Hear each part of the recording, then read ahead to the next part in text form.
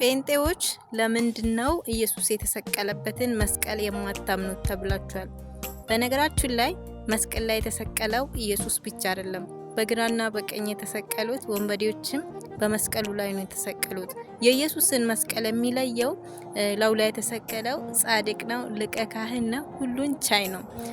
ዋናው ነገር ያለው መስቀሉ ላይ ሳይሆን ላው ላይ በተሰቀለው ላይ ነው። ለዚህ ነው ሐዋርያው ጳውሎስ እኛ ግን የተሰቀለውን ኢየሱስን እንሰብካለን ያለው። መስቀሉን አንገታችን ላይ አርገን እንዞራለን አላለም። መስቀሉን እንሰብካለን አላለም። የተሰቀለውን እንሰብካለን ነው ያለው። እና ዋና ፖይንቱ ያለው መስቀሉ ላይ ሳይሆን ላው ላይ በተሰቀለው ላይ ነው ያለው አጀንዳው፣ አላማው። ለዚህ እኛ በመስቀሉ ሳይሆን በተሰቀለው ላይ ነው ምናምነው፣ የተሰቀለውን ነው ምናምነው። ለዚህ በመስቀል የምታምኑ ሰዎች መስቀሉ ተውትና በመስቀሉ ላይ የተሰቀለውን ኢየሱስን እመኑላችኋለሁ። ሻሎም፣ ወዳችኋለሁ።